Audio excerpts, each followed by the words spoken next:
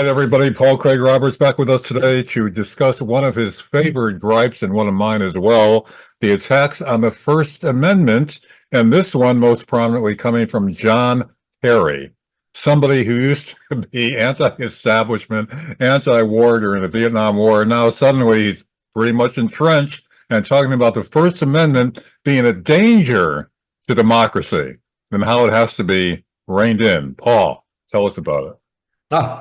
Well, I was astonished to see that at a recent meeting of the World Economic Forum, John Kerry, who had been the Secretary of State in the Obama regime, and before that, a U.S. Senator, he said that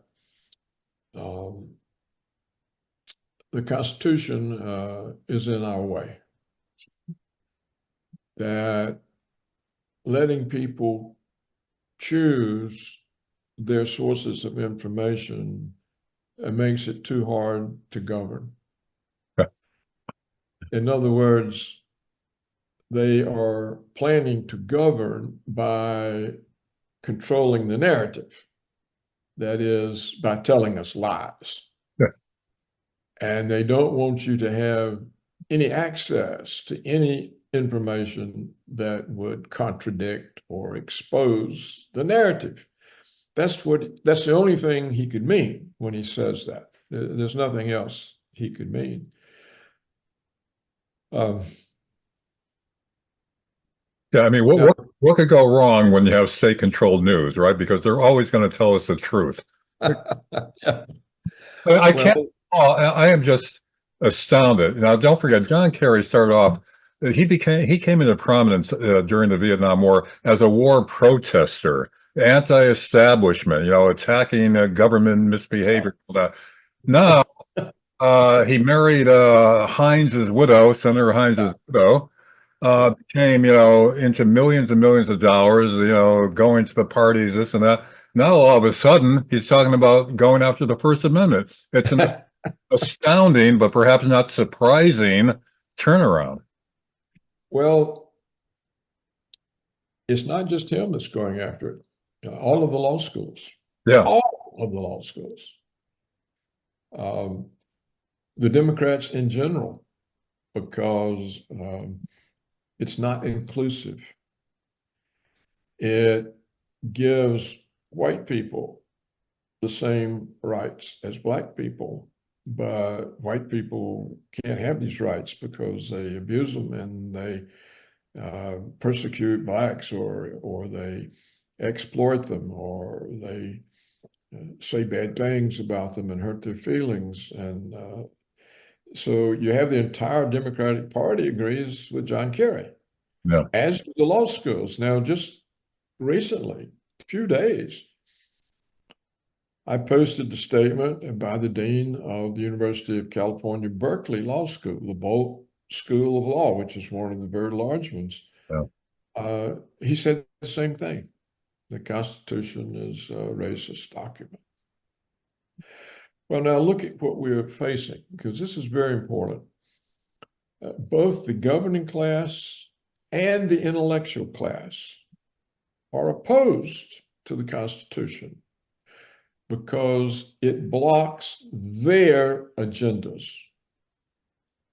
Well, clearly, their agendas have nothing to do with freedom or liberty or any of the values that are embodied in the constitutional amendments. So we are witnessing here the abandonment of the belief system the country rests on. Everyone should understand that the Constitution is the United States.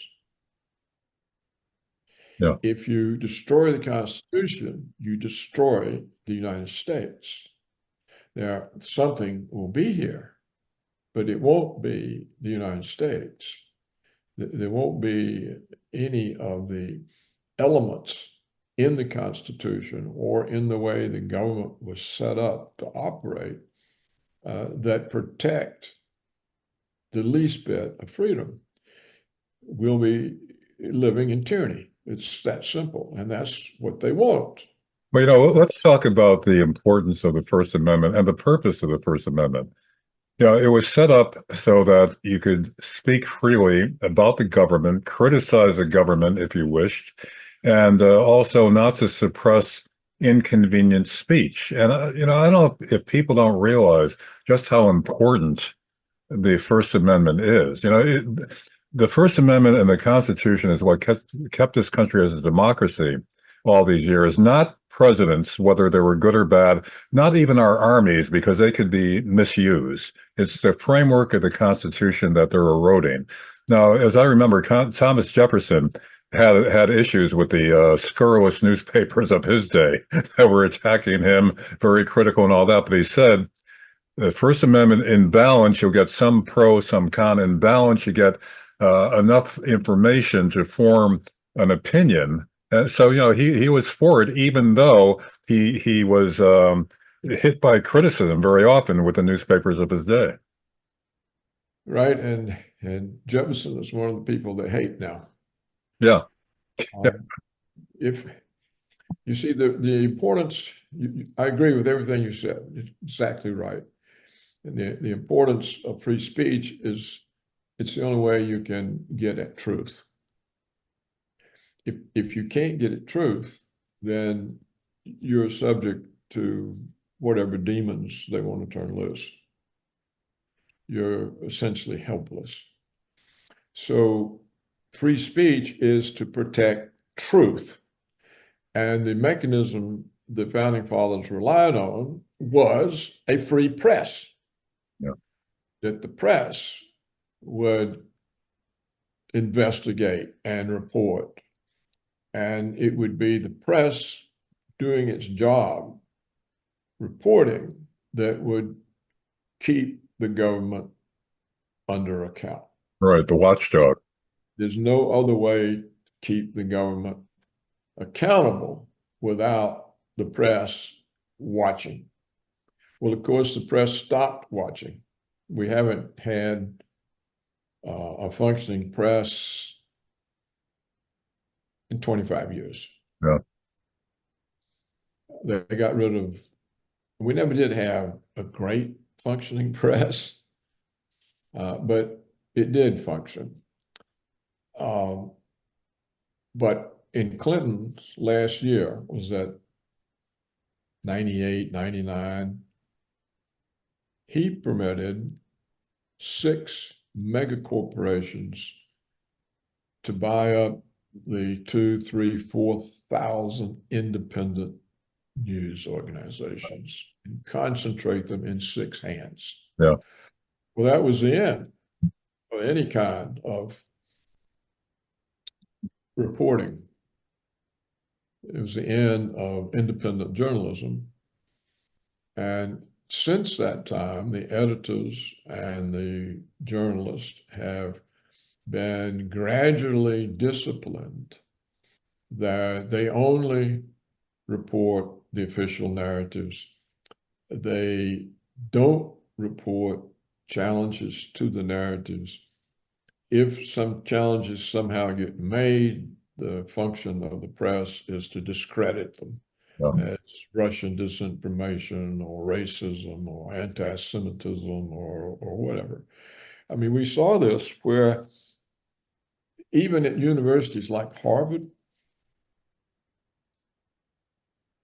the students protested the Israeli massacres in Palestine were almost criminalized. They were subject to expulsion. Why? Because that's the way the ruling elite wanted it. They didn't want any criticism of what was going on. So when a great university like Harvard becomes an enforcer of suppressing protests, free speech, you can see what's lost. Now, try to imagine, say, 40 years ago, the faculty and administration of Harvard University suppressing free speech. Yeah. The thing, it would have blown up. Yeah. And Paul, the distinction should be made with these protests. Now, the violent protests are one thing, and they should be stopped.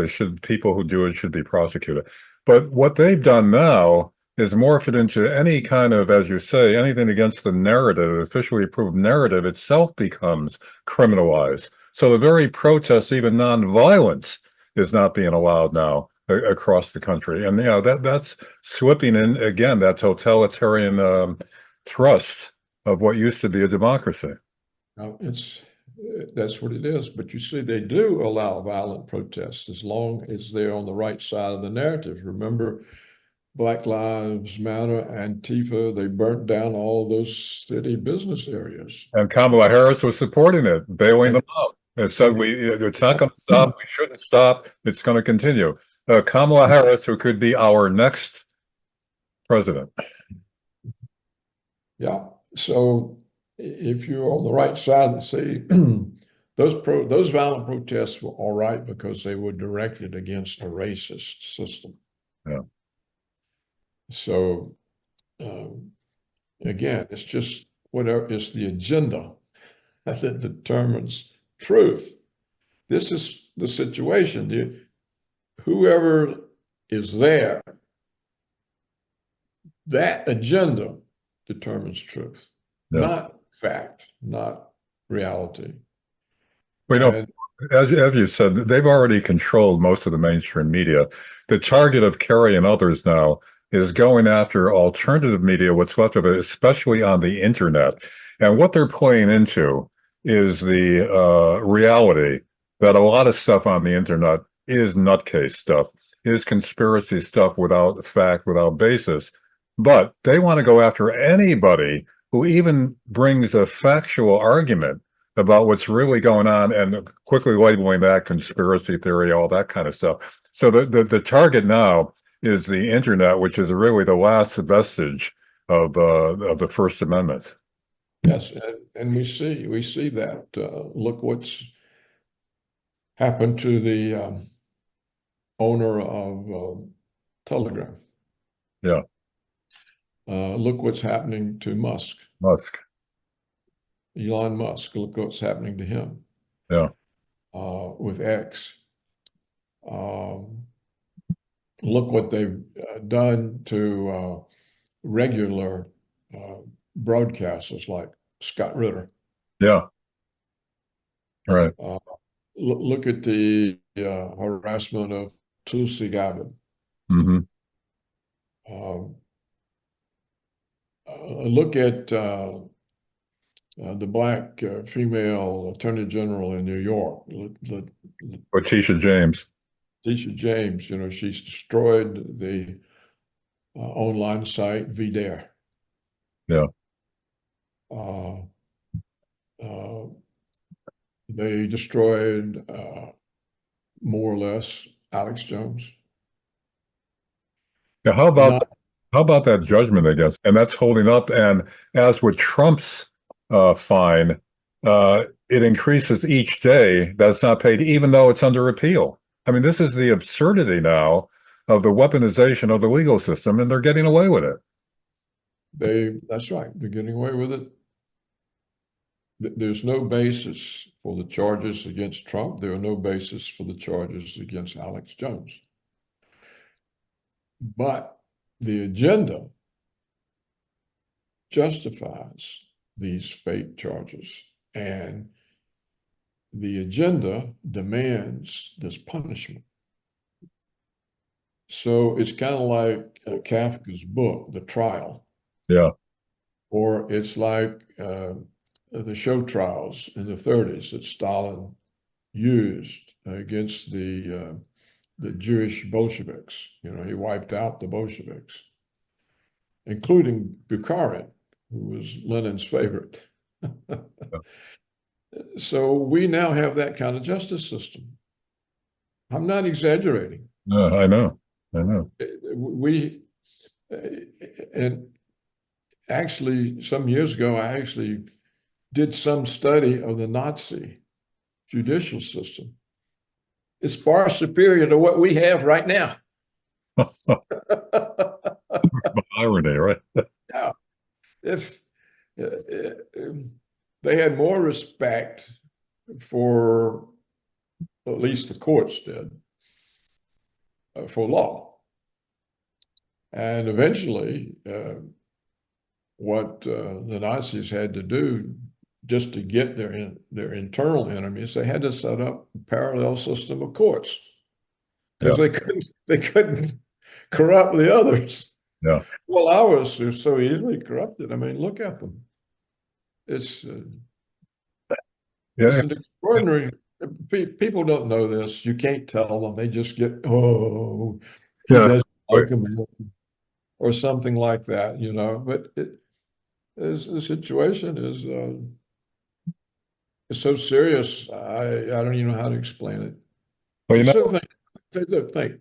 Here we are. We don't know whether we're going to wake up in the morning because the minute we send some missile into Russia, poof, we haven't got a country. We may not have an election. If they think Trump's going to win, they're going to have a crisis and no election. And they've got the power. They control. Actually, when they passed the Patriot Act, it gave them that power in the event of a national emergency. Yeah, They could cancel an election, correct? that's right. And the national emergency is just up to a declaration of the president. Yeah. He can say it's a national emergency, or they tell Biden, okay, you resign right now. Kamala, you're now the president, and she says national emergency, Yeah. and she's in office. And Elon Musk said, I think 2 days ago, 1 or 2 days ago, if Trump doesn't win, there will never be another election in the United States. I saw that. And I agree with him. This has been my point from the beginning. I've said no matter how much you can't stomach Trump as a person, if we don't support him, that's the end. There's no prospect of recovering because all future candidates will know if you try to represent the people against the establishment, you are history. And the people will not come to your support. So if the people are so utterly, totally stupid that they don't support Trump, they've lost their country. It's over and done with. Yeah. So whether the Russians blow us off the face of the earth or not, I mean, why bother if we're going to destroy ourselves on November the 4th? I mean, we can destroy ourselves with the outcome of this election. Paul, a lot of people out there listening to us, even those who take us seriously, they still think that we're really being alarmist about this. The end of the country, possibly the end of the world. I mean, are we going overboard with our anxiety? Well, as you said at the beginning, and as everyone with a brain knows, the situation right now is 100 times more dangerous than the Cuban Missile Crisis. A quick review. Nobody is talking. A quick review of that. 1962 Cuban Missile Crisis. The Soviet Union under Khrushchev brought nuclear missiles into Cuba 90 miles off our shore. We almost went to war with the Soviet Union because missiles were on 90 miles off our shore. Nuclear missiles aimed at Washington, other points, New York. Almost went to war. After that, a red hotline was set up to Moscow. All the leaders of both countries made sure that they kept talking to each other, making sure there's no misunderstanding, no misinterpretation of radar signals coming in. Very cautious. Now, all of a sudden, as you say, they're not even talking to each other anymore. Yeah, they're not even talking. And when Putin says that any missile coming in, we regard as an attack from NATO on Russia, they say, oh, we don't have to listen to him. Yeah. He he never means what he says. No. Well, they can't even recognize somebody with his back to the wall. No, we keep pushing him and pushing him and pushing him. There's nowhere for him to back up. For those who don't know, the recent story, they're trying to establish now the new code that U.S. supplied long-range missiles will be fired from Ukrainian territory, operated by U.S. technicians deep into Russian territory, and they don't expect Putin to respond to something like that. Isn't it amazing? It's just amazing. I mean, Stoltenberg, the NATO General Secretary, our guy, said, we don't have to pay any attention to what Putin says. He never means it. Yeah.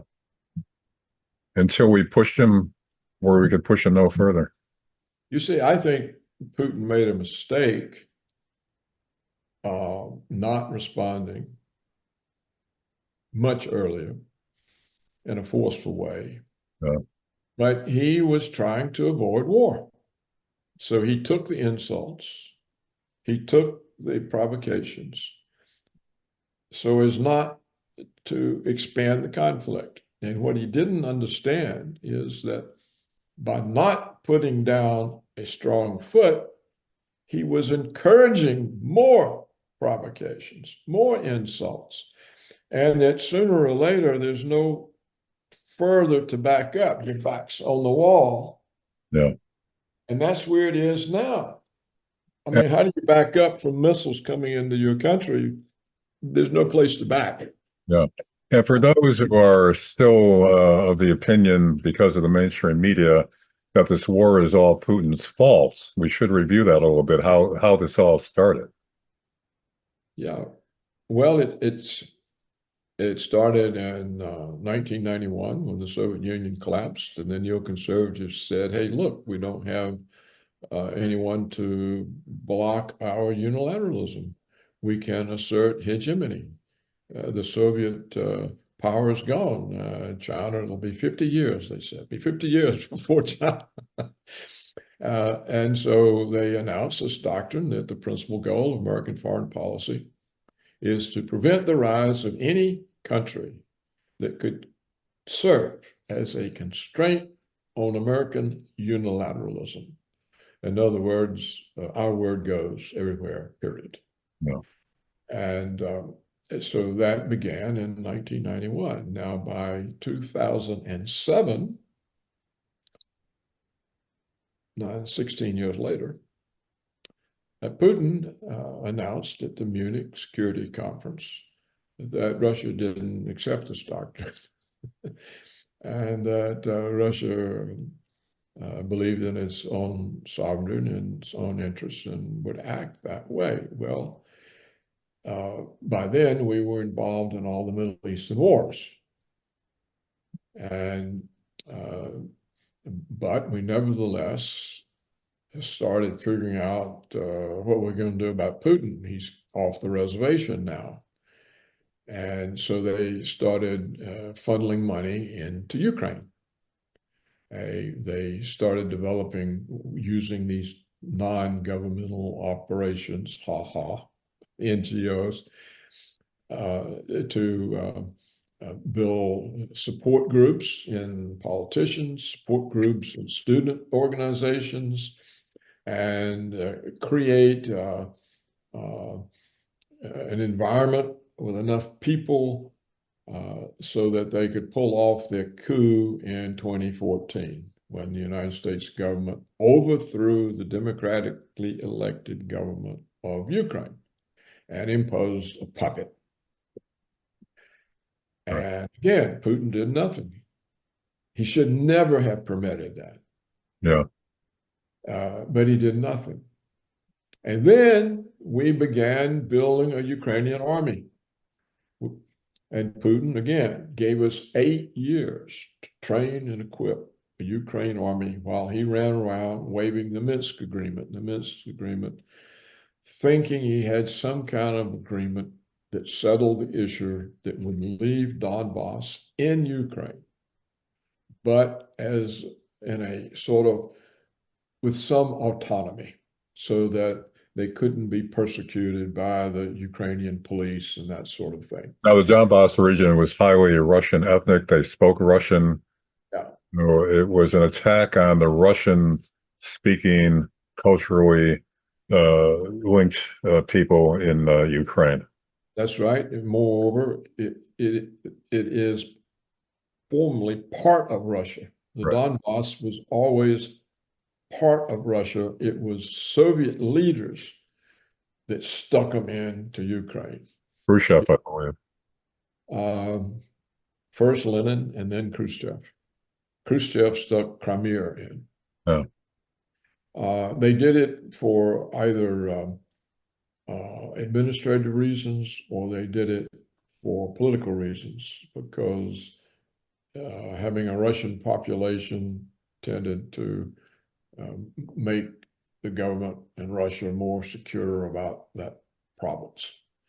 So when in January of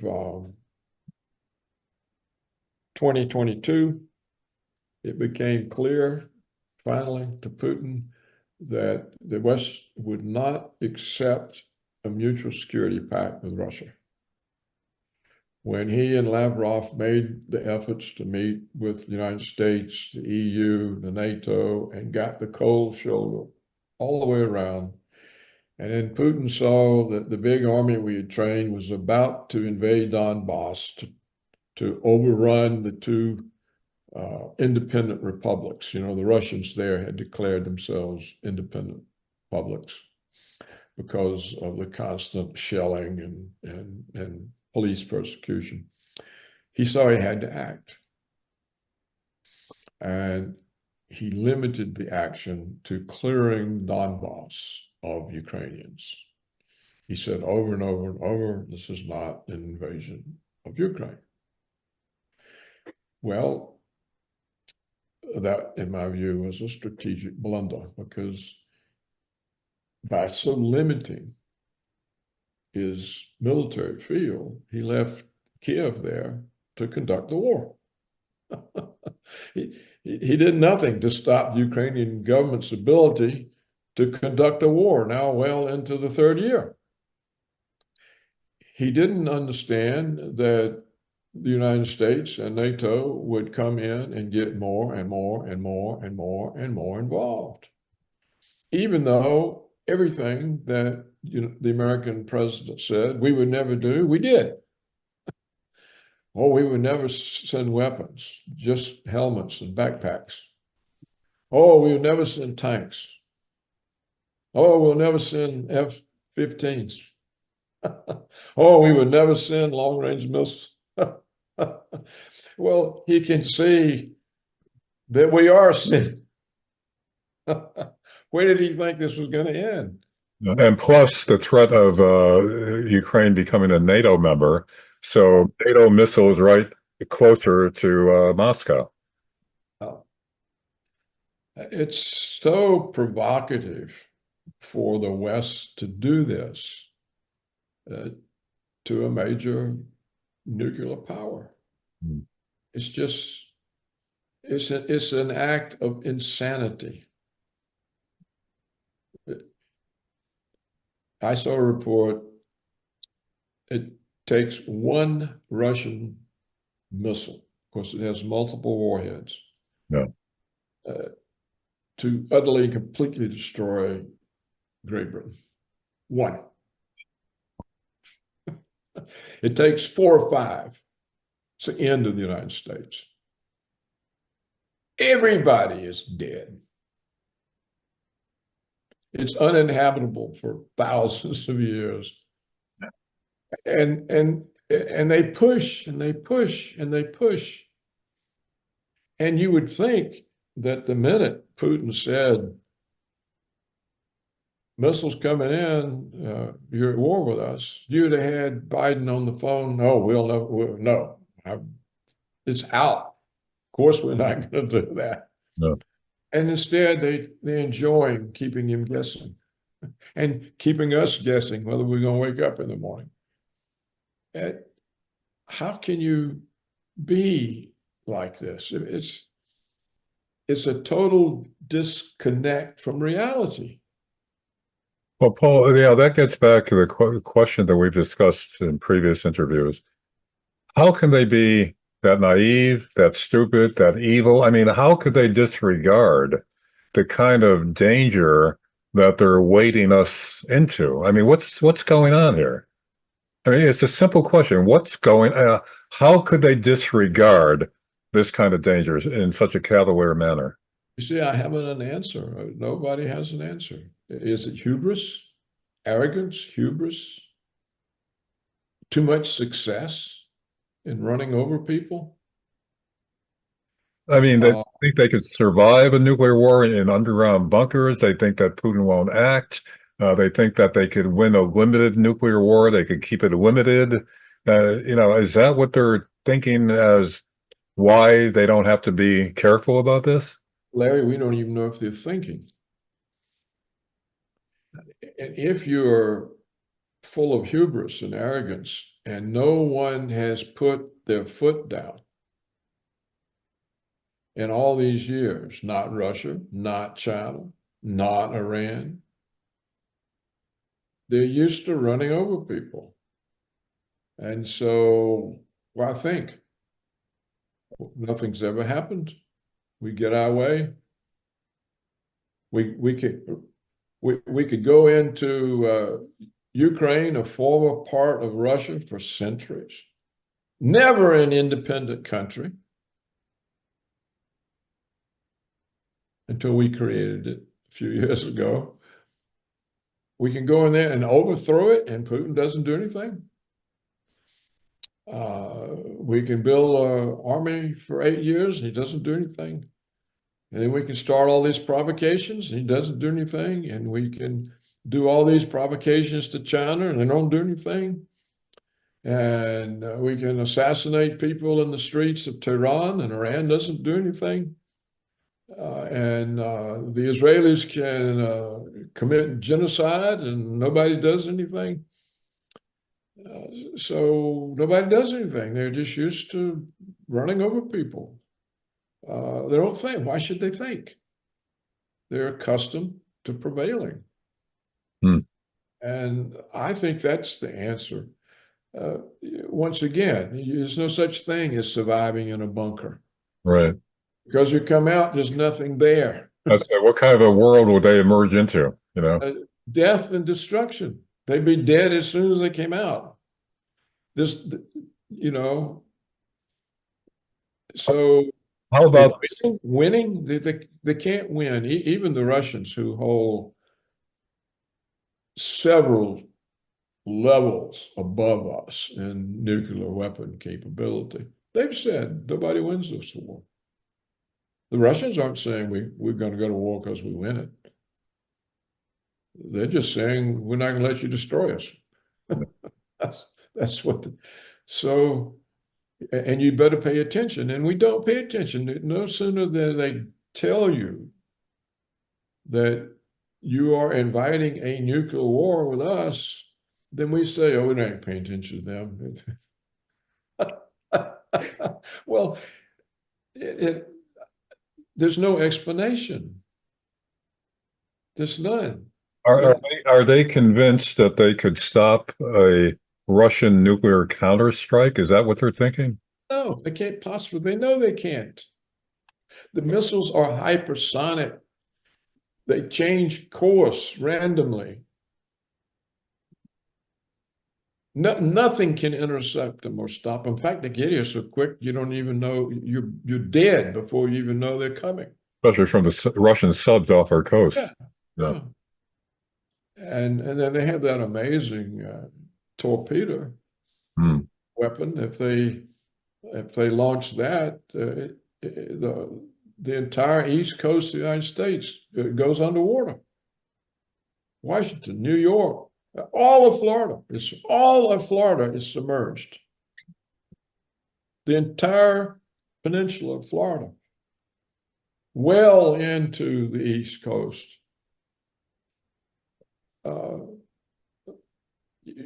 So, This to go to war with this is it's nonsense. It's crazy. It's absurd.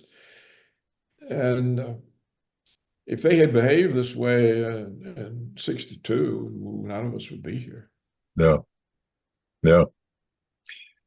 Paul, again, as we wrap this up for this session, none of this makes any sense. And yet you feel that we are on the verge of this kind of a catastrophic outcome. Well, how can it be otherwise, Larry? We've got everybody but the Pentagon, apparently, saying approve the missiles. Yeah. Apparently, the White House hasn't made a decision, or if it has, it's not going to announce it. And maybe they just want to catch Russia by surprise. But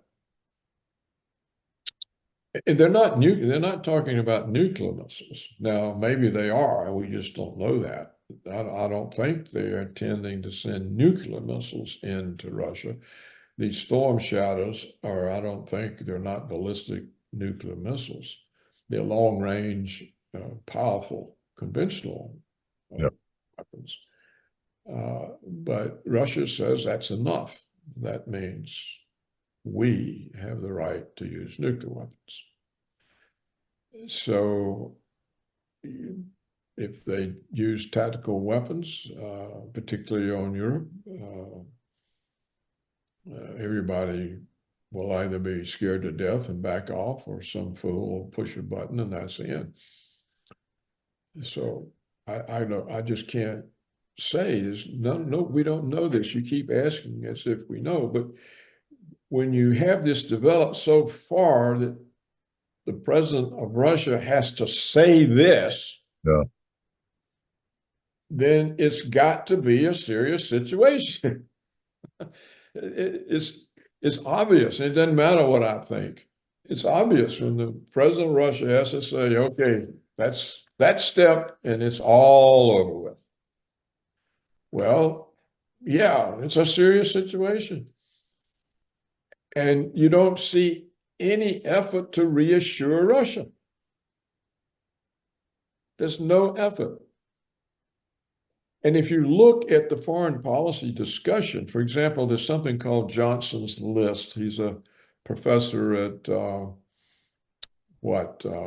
George Washington University, maybe American universities in Washington.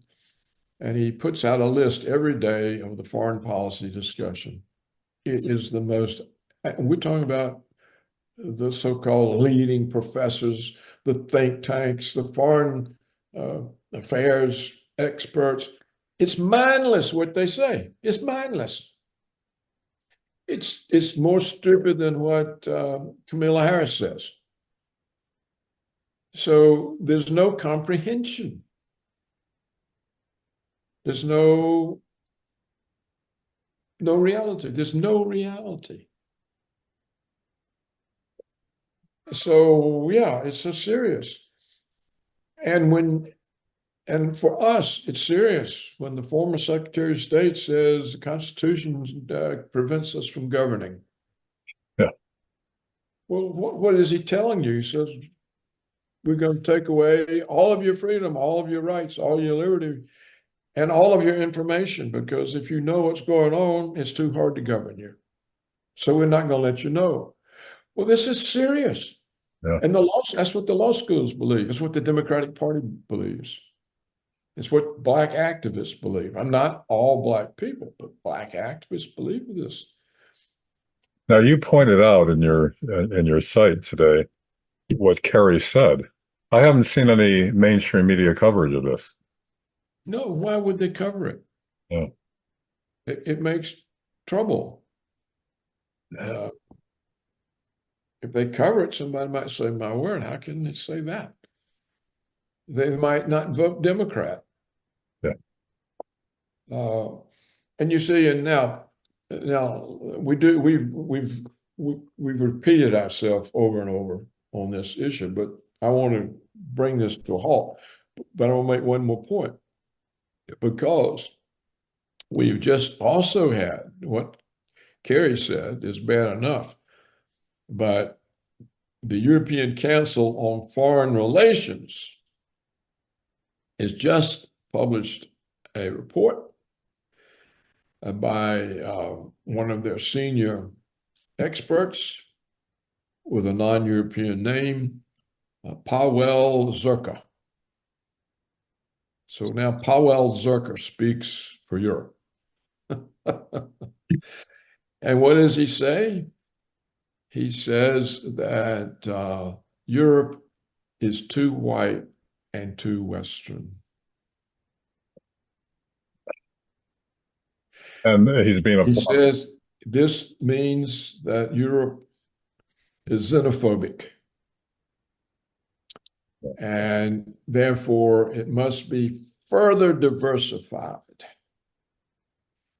And the ethnic conception of Europe must be rejected.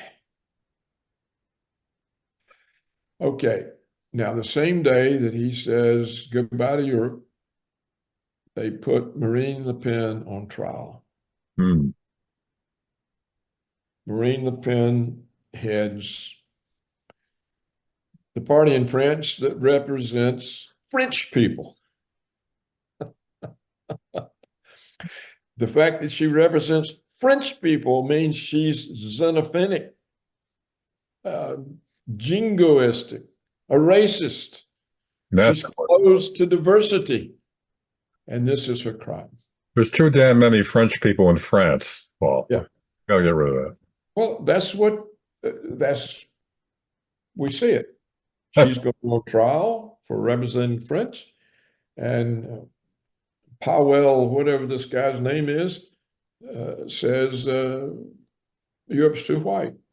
It's too European. So there's no basis even in believing you have a right to exist if you're a white ethnic. Yeah, what we're reporting would be the stuff of a comedy show, maybe even just 10 years ago. Now it's reality. That's reality. And you often refer to a novel that was predictive of what's going on. Camp of the Saints. Camp of the Saints. People should be aware of that. As we wrap this up, why don't you summarize that novel and they can take a look for themselves? Well, it was published as French. It was published in French in 1973.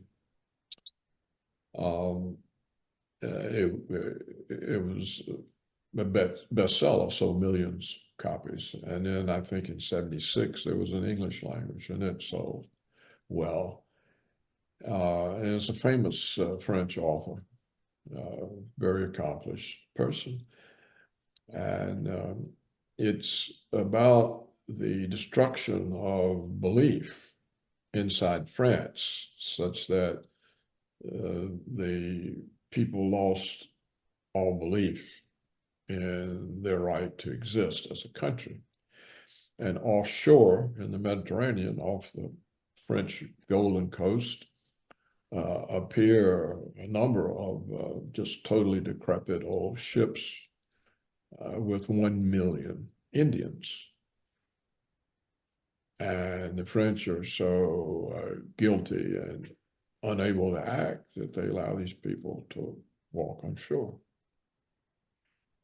And the few army units that go to stop them are destroyed by the French Air Force. So they're allowed to walk in, they take over the whole country. The first thing they do is they prohibit any marriage or cohabitation between white people. And France disappears. Yeah. And then it spreads throughout Europe. And what are we seeing today? And this is exactly what's happening. It's not that France is conquered by Indian invaders. It's that France conquers itself. It loses its belief, collapses, and allows itself to be walked over and taken over without resistance. There's no resistance. And of course, the liberal class, or what would be called today the woke class, they're all cheering this on. This is great, great. And of course, they're the first victims. They think, of course, that they'll be loved and supported by these people they're championing, but they're the first ones to be sent to the guillotine or whatever they use. So, the French left liberal class are the first wiped out, and then the French people simply disappear because there's no more creation of white people.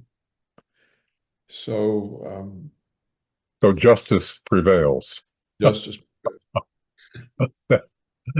Let's close on this note. I'm getting too depressed, but anybody listening out there, you really should read the book, or at least look it up, look at the plot, and compare it to what's going on, not just in France and Europe, but in the United States. Yes, and you can't buy it because it's been taken out of print. You can maybe find a used copy for several $100s or several $1,000s, but it is available online. So, and somewhere on my website, there's the link to where it is online. So you can search my website. There's a little magnifying glass on the homepage, and you just type in Camp of the Saints. Now, I've mentioned Camp of the Saints many times, so many things will come up. yeah. But one of them will be a link to the online availability of it. And I think there's also a link on Ron Unz's Unz Review, UNZ Unz Review. He's the Jewish tech entrepreneur in California. And he has a link to it on his site. So that's the only way you're going to be able to read the book, because they've taken it away. Paul Craig Roberts, thanks once again for being with us, and perhaps we'll be able to continue. Paul, thanks. See you again. I think if Kamala gets in, all free speech should be over within a month of her inauguration. And neither one of us will be online anymore. Yeah. Well, next time, at least before the election. Paul. Okay, Larry. So long for now.